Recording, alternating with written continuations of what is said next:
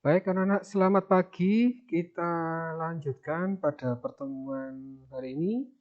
Kita masuk di kegiatan belajar yang kedua ya. Jadi kalau di kegiatan belajar sebelumnya kalian sudah memahami konsep dari vektor ya. Beberapa jenis vektor kalian sudah paham ya. Kemudian kalian sudah mengerjakan latihan soalnya ya. Saya ucapkan selamat, kalian sudah menyelesaikan dengan baik.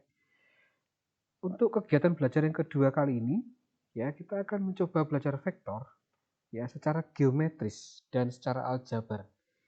Ya, jadi kalau pertemuan sebelumnya Anda sudah menggambar ya. Nah, kali ini kita coba libatkan secara aljabar.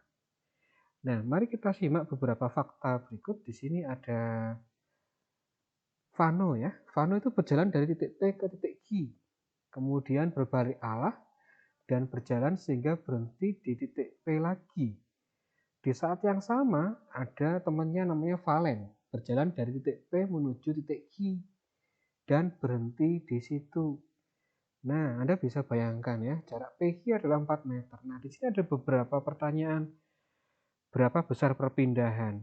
Berapa jarak yang ditempuh oleh Vano? Siapa yang perpindahannya paling jauh? Siapa yang jarak tempuhnya paling jauh? Jadi di sini ada kata kunci perpindahan dan ada kata kunci jarak. Apa perbedaannya? Nah, itu akan kita pelajari pada pertemuan kali ini. Nah, kemudian ada fakta yang kedua dengan pergerakan Vano seperti gambar itu.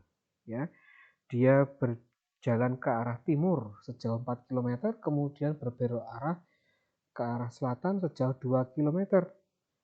Ya, ada pertanyaan, berapa besar perpindahannya? Berapa jarak tempuhnya? Kemudian bagaimana arah perpindahannya? Nah, itu ya. Jadi ini beberapa hal penting yang akan kita pelajari di materi kegiatan kedua ini.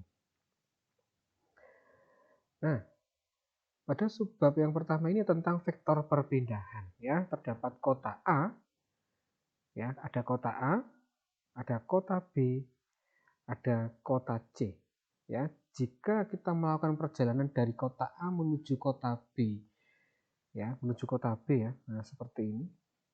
Kemudian dilanjutkan dari kota B menuju C.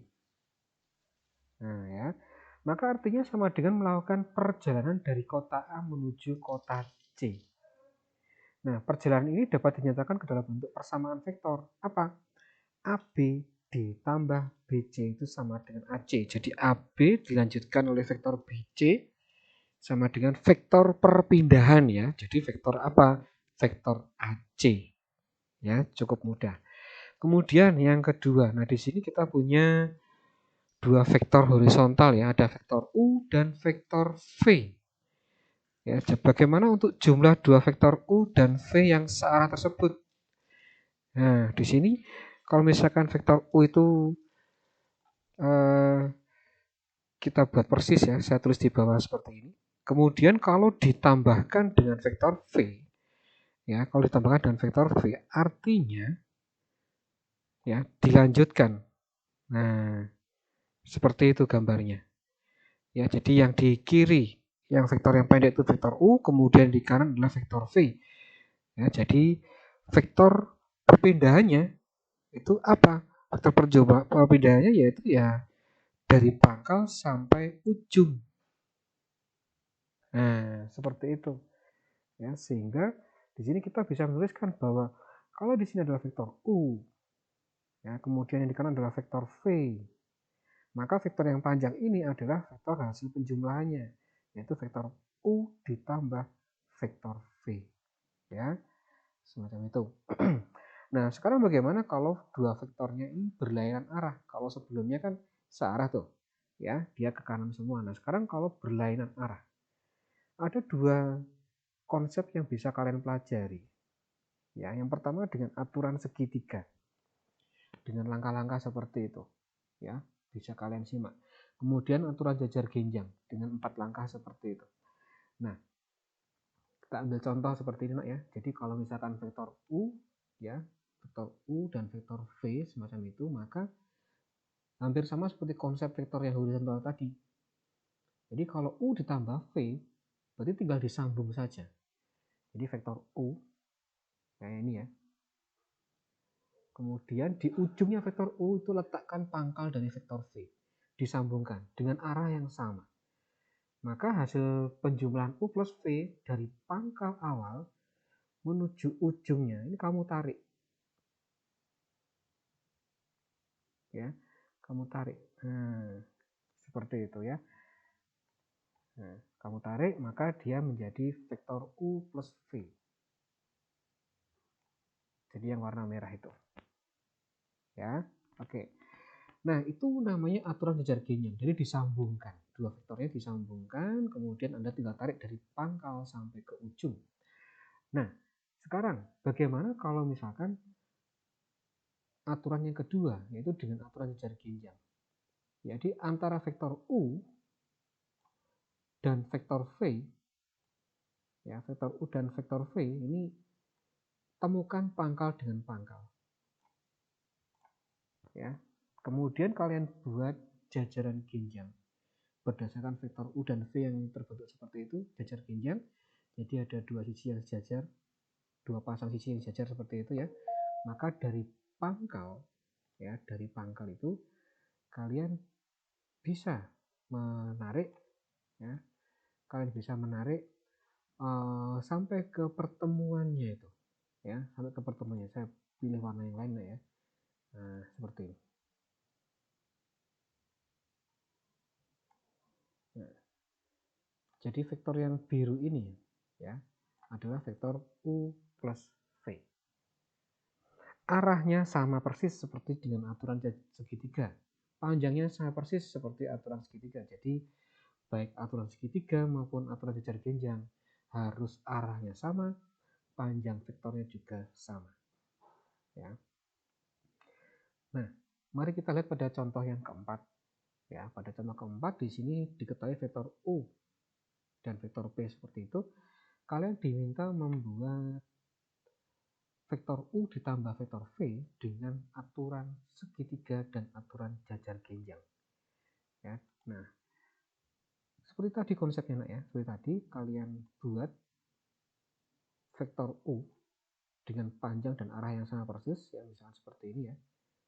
Nah, ini yang biru adalah vektor U.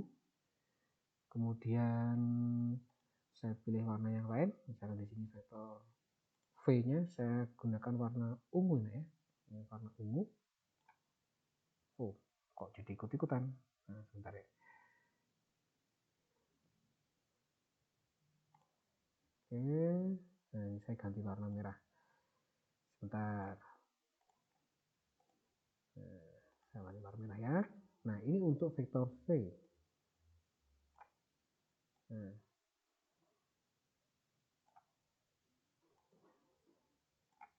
nah, yang ungu adalah vektor U, yang merah adalah vektor V. Maka U plus V-nya yang mana? U plus V-nya adalah dari, kita di konsepnya dari pangkal menuju, oh kok jadi ikut-ikutan. Dari pangkal menuju ujung. Nah, seperti itu. Nah, saya beri warna yang lain. Saya kasih warna apa ya? Hijau ya. Nah, jadi yang warna hijau itu adalah vektor U ditambah V.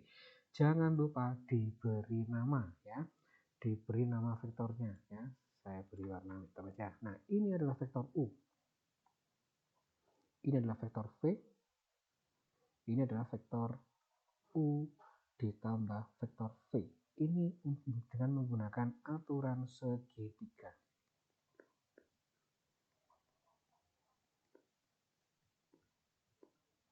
Gitu ya. Baik, nah saya rasa cukup mudah. Nah, sekarang bagaimana kalau menggunakan aturan jajaran genjang? Ya. Nah, ini vektor U-nya tadi, ini saya copy. Ya. Kalian buat jajaran genjang. Ya, seperti tadi konsepnya adalah pangkal dengan pangkal Anda temukan. Nah, ya. Pangkal dari vektor yang U temukan dengan pangkal dari vektor V. Nah, gitu ya. Nah, selanjutnya kalian buat jajar genjang. Kalian buat jajar genjang. Ya, putus-putus saja. Nah, ini.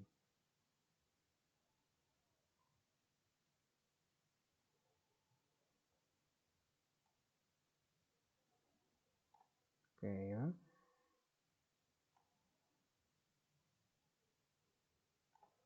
Nah, ya kan buat jejar genjang. Nah, maka dari pangkal kedua vektor tadi Anda temukan dengan pertemuan antara dua garis bantu tadi. Ya, ini saya ambilkan itu. Tuh. Ya, mudah bukan? Ya, sangat mudah. Baik, nah sekarang jangan lupa diberi nama vektornya ya. Jadi ini tadi adalah vektor U, yang merah ini adalah vektor V, kemudian yang hijau adalah vektor U ditambah vektor V. Demikian. Untuk contoh pembuatan penjumlahan dua vektor U ditambah vektor V. Ya. Nah, sekarang mari kita lihat pada contoh 5. Ya, pada contoh 5 di sini ada segi 5 beraturan ya. Tentukan bentuk sederhana dari penjumlahan vektor berikut. Nah, ketika ada BC tambah CA itu bagaimana?